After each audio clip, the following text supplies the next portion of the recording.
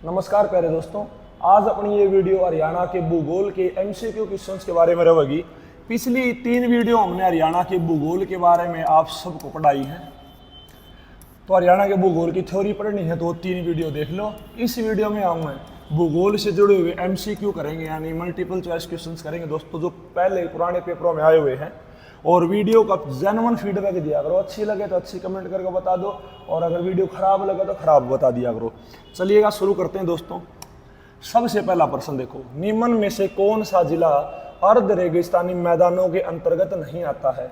तो आप सबको पहले तो ये पता होना चाहिए कि अर्ध रेगिस्तानी मैदानों में कौन कौन से जिले आते हैं। ये समझने के लिए आपको मानचित्र की समझ होनी बहुत जरूरी है दोस्तों। देखिएगा, ये जो दिशा है ये उत्तर दिशा है, और उत्तर दिशा में अपना सबसे पहला जिला कौन सा है? पंचकुला है। और अपना दक्षिणतम ये जो जिला है ये मेवात है। ये जो बिंदु मैं यमुनानगर में रख रहा हूँ ये पूर्व दिशा है, और इधर हरियाणा के पश्चिम में सबसे पश्चिम में पड़ता है सिरसा। तो दिशाओं का ज्ञान है दोस्तों। तो हरियाणा का जो उत्तर पूर्वी इलाका है, यानी पंचकुला, अम्बाड़ा, यमुनानगर, इनमें जो पहाड़ियाँ हैं वो शिवालिक की पहाड़ियाँ हैं दोस्तों। तो उत्तर पूर्वी इलाके में कौन सी पहाड़ियाँ हैं? शिवालिक की पहाड़ियाँ हैं। ठीक है दोस्तों, ये चीज़ है। और ये हरियाणा का जो दक्षिण पश्चिम है, देखो ये दक्षिण से ये पश्चिम वाला हिस्सा है, यहाँ जो पहाड़ियाँ हैं वो अरावली की पहाड़ियाँ हैं। और यहाँ दक्षिण पश्चिम में जो अपना राज्य पड़ता है वो पड़ता है राजस्थान। राजस्थान आपको पता है शुष्क प्रदेश है, शुष्क यानी सूखा प्रदेश है। सूखा प्रदेश है तो ये एरिया जो यहाँ राजस्थान के साथ टच में ये भी सूखा होगा। ठीक है, यहाँ पर रेतीला क्षेत्र है, यहाँ पर मरुस्थल वाली भूमि है। ठीक है, तो मरुस्थल वाली भूमि में सिरसा, फतेहाबाद, हिसार, भिवानी, दादरी, महेंद्रगढ़ ये एरिया है। ठीक है दोस्तों, तो मरुस्थल वाला एरिया आपको याद हो गया होगा, और नहीं याद हुआ तो थ्योरी की वीडियो में डाल चुका हूँ, थ्योरी की वीडियो में प्लीज देख लेना आप। ठीक है, चलो। तो उनका अर्ध रेगिस्तानी मैदानों के अंतर्गत नहीं आता है, तो आपको पता सिरसा अर्ध रेगिस्तानी एरिया में आता है। सिरसा भी आता है, हिसार भी आता है, फतेहाबाद भी आता है। तो कौन सा जिला नहीं आता है? करनाल जिला नहीं आता। तो इसका उत्तर क्या हो गया? करनाल। ठीक है दोस्तों, अगला अपना प्रश्न आ गया, अरावली की पहाड़ियाँ खालिस्तान से नहीं गुजरती हैं। दोस्तों मैंने आप सबको बताया अभी अभी कि हरियाणा में से तो अरावली की पहाड़ियाँ गुजरती ही हैं। हरियाणा के अलावा देखो वो गुजरात से शुरू होती हैं, गुजरात से शुरू होकर गुजरात के बाद राजस्थान, और राजस्थान के बाद हरियाणा, और हरियाणा के बाद दोस्तों दिल्ली जाती हैं। तो अरावली की पहाड़ियों का अगर सफ़र पूछा जाए आपसे तो गुजरात राजस्थान होते हुए हरियाणा आती है, और हरियाणा के बाद दिल्ली में जाती हैं। दिल्ली में जो रायसीना की पहाड़ियाँ हैं उसी पर अपना राष्ट्रपति भवन बना हुआ है दोस्तों। ठीक है, तो बताओ क्या हरियाणा आती है? बिल्कुल आती है जी। गुजरात बिल्कुल आती है, राजस्थान बिल्कुल आती है। तो कहाँ नहीं आती हैं? पंजाब नहीं आती हैं। तो इस सवाल का सही उत्तर क्या हो गया? पंजाब हो गया दोस्तों। ठीक है, अगला आ गया, हरियाणा का एकमात्र खालिस्तान में स्थित है। प्रश्न अधूरा है। हरियाणा का एकमात्र हिल स्टेशन, हरियाणा का एकमात्र हिल स्टेशन। आपको पता हिल स्टेशन घूमने फिरने की यानी टूरिस्ट प्लेस होता है जहां पर बर्फ गिरती है। तो हरियाणा में एकमात्र हिल स्टेशन है मोरनी की पहाड़ी दोस्तों। कौन है? मोरनी की पहाड़ियाँ, मोरनी की पहाड़ियाँ। और ये जो मोरनी की पहाड़ियाँ हैं ये पड़ती हैं पंचकुला में। पहले तो इस प्रश्न का उत्तर ले लो, हरियाणा का एकमात्र हिल स्टेशन कहाँ है दोस्तों? मोरनी हिल्स। कहाँ है? मोरनी हिल्स। और ये मोरनी हिल्स कहाँ है दोस्तों? पंचकुला में है, पंचकुला में। ये जो मोरनी हिल्स हैं इन्हें हरियाणा में पहाड़ों की रानी कहते हैं। प्रश्न आएगा हरियाणा में पहाड़ों की रानी किसे कहते हैं? तो मोरनी की पहाड़ियों को कहते हैं पहाड़ों की रानी बोलेंगे। ठीक है दोस्तों, ये हरियाणा का नैनीताल भी कही जाती हैं। हरियाणा का नैनीताल। हरियाणा का एकमात्र ढंग का जो टूरिस्ट प्लेस है वो भी क्या है? मोरनी की पहाड़ियाँ। दरअसल यहाँ पर एक मोरनी नामक रानी राज किया करती है, और उसी के कारण इस जगह का नाम पड़ गया मोरनी, और पहाड़ियों का नाम पड़ गया मोरनी की पहाड़ियाँ। ठीक है, हो जाएंगे प्रश्न याद। शिवालिक की पहाड़ियाँ निम्न में से किस जिले में स्थित है? निम्न में से किस में है? अभी अभी आपने देखा कि शिवालिक की पहाड़ियाँ केवल 3 जिलों में स्थित है। किस में नहीं है? ये उत्तर आसानी से याद हो जाएगा। पहले याद करो किस में है। केवल 3 जिलों में शिवालिक की पहाड़ियाँ हैं। मैं आपको दिखा दूँ, देखो जहाँ से मैं रहूँगा लाल रंग जो अपना है, ये देखो ये शिवालिक की पहाड़ियाँ दोस्तों, ये शिवालिक की पहाड़ियाँ हैं। ठीक है, ये शिवालिक की पहाड़ियाँ। तो शिवालिक की पहाड़ियाँ कितने जिलों में है? 3 जिलों में है। पहला पंचकुला है, दूसरा अंबाड़ा है और तीसरा यमुनानगर। तो 3 जिलों में शिवालिक की पहाड़ियाँ हैं। लेकिन इसने पूछा किस जिले में नहीं है, किस शिवालिक की पहाड़ियाँ निम्न में से किस जिले में है? तो आपने देखा है, क्या रोहतक में है? नहीं। अंबाड़ा में है? अंबाड़ा में है, तो उत्तर आ गया अंबाड़ा, बस अंबाड़ा में है। गुरुग्राम में भी नहीं है, सोनीपत में भी नहीं है। ठीक है, कई बार पूछ लेता किस में नहीं है, तो प्रश्न दे देगा किस में नहीं है। तो ऑप्शन दे दिया आपको, पंचकुला दे दिया पहला ऑप्शन, दूसरा दे दिया अंबाड़ा और तीसरा ऑप्शन दे दिया यमुनानगर। तो इन 3 जिलों में तो शिवालिक की पहाड़ियाँ हैं ही। और चौथा ऑप्शन मान लो हिसार दे दिया। तो सही उत्तर क्या होगा? नहीं है तो हिसार। ठीक है, है तो इन तीनों में से एक मिलेगा या 2 मिलेंगे तो पूछेगा, कह देगा ए और बी दोनों। अगला प्रश्न आएगा, निम्न में से किस जिले में शिवालिक की पहाड़ियां नहीं पाई जाती? वही प्रश्न आएगा, नहीं पाई जाती हैं। अब आप बताओ किस में पाई जाती हैं? अंबाड़ा में पाई जाती हैं, पंचकुला में पाई जाती हैं, यमुनानगर में पाई जाती हैं। किस में नहीं पाई जाती हैं? सिरसा में नहीं पाई जाती हैं। तो इसका सही उत्तर हो गया नंबर 3 वाला। ठीक है दोस्तों, और यो CET में भी आया था, 56 के रूप में भी आया था दोस्तों। और कई बार ये जो प्रश्न है वो पेपर में पूछा जा चुका है। ये सारे के सारे मैं जो आपको करवाने लग रहा हूँ ये पुराने पेपरों में आए हुए प्रश्न हैं आपकी प्रैक्टिस के लिए। किस भूगर्भिक काल में हरियाणा में नदी, नाले, पहाड़ आदि का सुचारू रूप से निर्माण हुआ? दोस्तों मैंने आपको भूगर्भिक काल याद करवाए थे आप में से ट्रिक द्वारा, एक ट्रिक याद करवाई थी आप में से, भूगर्भिक काल याद करवाए थे आपको, और वो ट्रिक थी आप में से। ठीक है, जिसको याद नहीं हो अब देख लो। आ से मैंने याद करवाया था आजोइक काल, क्या था? आजोइक काल। पे से याद करवाया था पेलेजोइक काल। में से याद करवाया था दोस्तों मेसेजोइक काल। और से याद करवाया था सेनेजोइक काल। तो ये 4 काल आप लोगों को याद करने हैं भूगर्भिक संरचना के बारे में। और इन कालों में ध्यान रखने का है, आजोइक जो काल है वो निर्जीव युग है, यानी इस समय धरती पर जीवन नहीं था। और जो ये पेलेजोइक, मेसेजोइक और ये सेनेजोइक है, ये जीवन काल है दोस्तों, यानी इन कालों में, इन समय में धरती पर जीवन पनपना शुरू हो गया था। ये जीवन युग का प्रथम काल है, ये जीवन युग का दूसरा काल और ये जीवन युग का तीसरा काल है। तो आजोइक काल और पेलेजोइक काल में धरती की भूगर्भिक संरचना में कोई बदलाव नहीं आया। तो इन 2 कालों में तो बदलाव हुआ ही नहीं। मेसेजोइक काल में थोड़ा सा बदलाव आना शुरू हुआ था, यानी थोड़ा मोटा बदलाव आया था। लेकिन जो नदी, नाले, पहाड़ वगैरह बड़े हैं हरियाणा में, वो बने हैं सेनेजोइक काल में। कौन से काल में दोस्तों? सेनेजोइक में। तो याद हो गया होगा ये। तो सेनेजोइक उत्तर में है नंबर 3 वाला। तो इसका सही उत्तर क्या हो गया? नंबर 3। याद हो जाएगा दोस्तों, हो जाना चाहिए, आसान सी बात है। निम्न में से कौन सी पर्वतमाला भूगर्भीय इतिहास के अनुसार भारत में मोड़दार पर्वतों की सबसे पुरानी माला है? दोस्तों हरियाणा में जो अरावली पर्वतमाला है, ये हरियाणा में तो पुरानी है ही, बल्कि विश्व में सबसे पुरानी पर्वतमालाओं का भाग है। जो विश्व में सबसे पुरानी पर्वतमाला है उनमें से एक पर्वतमाला कौन सी है? अरावली पर्वतमाला है। तो इसका सही उत्तर क्या होगा? अरावली। तो हरियाणा के अनुसार तो पुरानी होनी है, तो विश्व में पुराणतम नाम इसका। अगला प्रश्न, हरियाणा में स्थित खालिस्तान की श्रेणी के उत्तरी छोर में पृथक चट्टानी पहाड़ियां और टीले देखने को मिलते हैं। अब आप देखो हरियाणा में स्थित कौन सी श्रेणी है जिसके उत्तरी छोर में पृथक चट्टानी पहाड़ियां और टीले देखने को मिलते हैं? तो आप खुद सोच के देखो कि हरियाणा में शिवालिक तो एक नया पहाड़ है, तो वहां पर छोटे छोटे पहाड़ी और टीले, टीले मतलब सीधी सी बात है रेत के टीले। तो रेत के टीले क्या शिवालिक में देखने को मिलते हैं? नहीं मिलते जी। दक्कन का पठार क्या हरियाणा में है? तो ये ऑप्शन तो वैसे ही नहीं होगा। मोरनी खुद शिवालिक का भाग है, तो ये ऑप्शन वैसे ही नहीं होगा। तो आखिरी ऑप्शन क्या बच गया? अरावली। और वैसे दूसरे तरीके से करना चाहो तो आप खुद बताओ, अरावली जो है हरियाणा के दक्षिण पश्चिम भाग में है, हरियाणा के दक्षिण पश्चिम भाग में अरावली है। और उसी एरिया में हरियाणा में रेत है, और रेत से क्या बनते हैं? टीले। तो ऐसे भी अंदाजा लगा सकते हो। इस प्रश्न का उत्तर इस हिसाब से भी क्या होना चाहिए? अरावली, नंबर 4 वाला दोस्तों। ठीक है, अगला प्रश्न आ गया भाइयों, महेंद्रगढ़, भिवानी, सिरसा और हिसार में ये सब अक्षेत्र हैं। कैसे अक्षेत्र हैं? थोड़ी देर पहले दोबारा देख लो, चलो महेंद्रगढ़, हिसार, फतेहाबाद, सिरसा, जो ये भिवानी वगैरह का जो यो एरिया है, यो हरियाणा के दक्षिण पश्चिम भाग में पड़ता है और इस एरिया में रेत है। सीधी सी बात है, क्या है दोस्तों? रेत। तो ये कैसा क्षेत्र है? रेतीला क्षेत्र है। हो जाएगा याद? तो रेतीला ऑप्शन में ढूंढते हैं, बिल्कुल रेतीला पहला ऑप्शन। तो ऑप्शन नंबर 1 यानी रेतीले।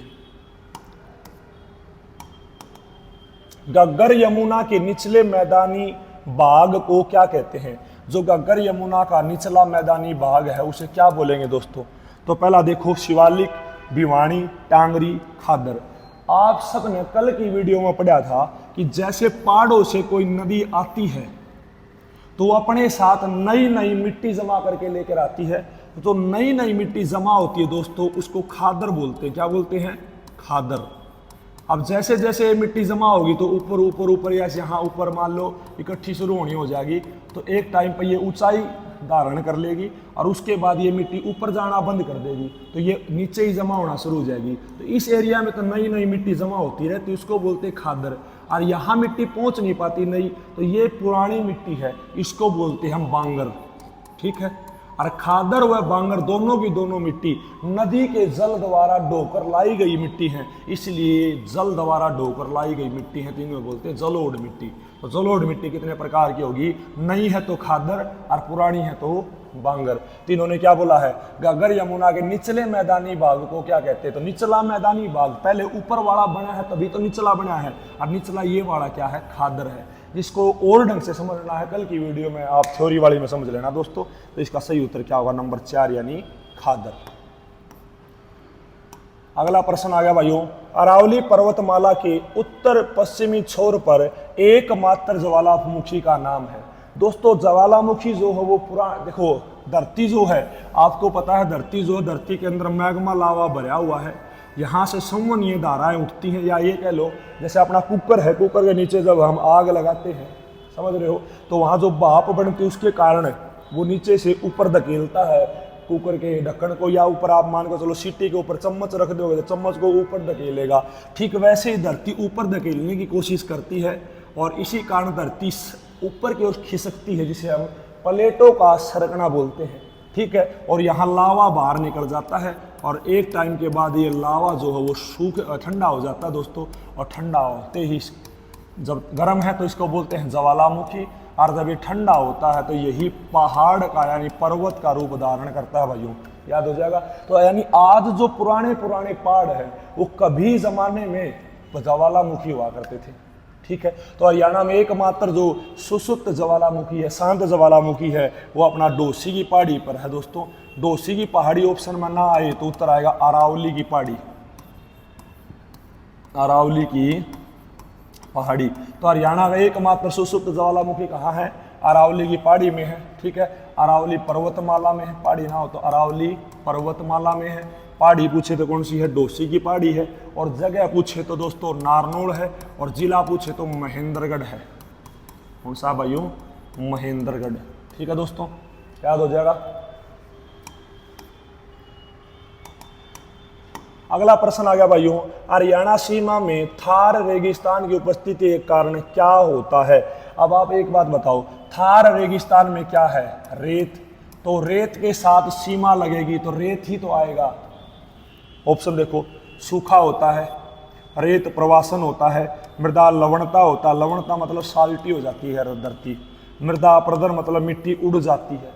अब बताओ, थार रेगिस्तान अगर हरियाणा के साथ लगता है, राजस्थान हरियाणा के साथ लगता है, तो रेत राजस्थान से हरियाणा आएगा, और इसी को बोलते रेत का आना यानी रेत का प्रवासन। तो बताओ, थार रेगिस्तान हरियाणा के नज़दीक होने के कारण या राजस्थान हरियाणा के नज़दीक होने के कारण क्या होता है? रेत प्रवासन। क्या होगा दोस्तों? रेत प्रवासन यानी रेत हरियाणा में आएगा। अगला प्रश्न आ गया, खालिस्तान हरियाणा के दक्षिणी हिस्से में स्थित है। और मैं एक बात और बता दूं दोस्तों, आप सबको ये हिस्से याद होने से, दक्षिण हरियाणा, दक्षिण हरियाणा, पश्चिम हरियाणा, पूर्व हरियाणा, फलाना झगड़ा, ये याद होने चाहिए आपको। ठीक है। खालिस्तान हरियाणा के दक्षिणी हिस्से में स्थित है और ये भारत का सबसे पुराना मोड़दार पर्वत है।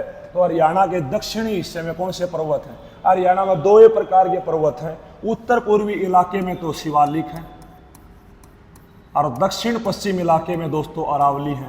तो इसने दक्षिण में कहा है तो कौन से हैं? अरावली। तो उत्तर ढूंढो कहाँ है? अरावली पर्वत श्रेणी नंबर 1 पर आ गया उत्तर। और वैसे भी सबसे पुराना है तो भी अरावली। और दक्षिण का पहले दिशा बता दी तो ये पुराने वाला पढ़ने की जरूरत नहीं है, तो भी क्या उत्तर आएगा? अरावली पर्वतमाला। दोस्तों वीडियो कैसी लगे प्लीज फीडबैक दिया करो, जरूरी है। घग्गर नदी के बाढ़ के मैदानों को क्या कहा जाता है? ये मैंने कल की वीडियो में आपको बताया था कि दोस्तों घग्गर नदी के जो बाढ़ के मैदान हैं उन्हें नैली बोलते हैं। क्या बोलते हैं? नैली या फिर नाली। घग्गर नदी के बाढ़ के मैदानों को नैली या फिर नाली बोलते हैं। और मारकंडा नदी के बाढ़ के मैदानों को बेट कहते हैं। मारकंडा नदी के बाढ़ के मैदानों को बेट और घग्गर नदी के बाढ़ के मैदानों को दोस्तों नैली या फिर नाली बोलते हैं। इस प्रैक्टिस के बाद मैं थ्योरी पढ़ाऊंगा हरियाणा की नदियों के बारे में, और नदी के बाद नदियों से जुड़े 100 प्रश्न मैं आपको प्रैक्टिस करवाऊंगा दोस्तों, ठीक है। वहाँ हम नदियों को डिटेल से पढ़ेंगे। आप जो घग्गर नदी के बाढ़ के मैदान में नैली या नाली कहते हैं तो ऑप्शन देखो कहाँ है? ये रहा नैली, ठीक है। बेट किसको बोलते हैं दोस्तों? बेट बोलते हैं मारकंडा के बाढ़ के मैदानों को। याद करने का तरीका भी मैंने वीडियो में थ्योरी में आप लोगों को बताया था। क्या है? मारकंडा, मार क्या? मार बेट। मार क्या मारना है? बेट। अब अगर घग्गर नदी में पानी वाणी होता है नहीं तो उसने किसका रूप धारण कर रखा है? नाली का रूप धारण कर रखा है। नाली या नैली, ऐसे याद कर लो। याद करने का तरीका कैसे न कैसे करके अपने को तो याद करना है। हरियाणा के उत्तरी भाग में स्थित पहाड़ का नाम बताइए। दोस्तों हरियाणा में पहाड़ी 2 प्रकार के, शिवालिक और अरावली। तो आप खुद बताओ, दक्षिण में पूछे तो अपना अरावली है, और उत्तर पूर्व में पूछे तो क्या है? शिवालिक। तो इसने पूछा है उत्तर में, तो उत्तरी भाग में उत्तर क्या आएगा? शिवालिक। हरियाणा और उत्तर प्रदेश के बीच एक प्राकृतिक रोधिका है। दोस्तों नदियों में पढ़ाएंगे आप कि हरियाणा, देखो ये अपना हरियाणा है, तो हरियाणा और यूपी के बीच में, ये उत्तर प्रदेश है दोस्तों, ये सारा उत्तर प्रदेश है। हरियाणा और उत्तर प्रदेश के बीच में एक प्राकृतिक रोधिका का मतलब होता है सीमा, और प्राकृतिक का मतलब भगवान की बनाई हुई।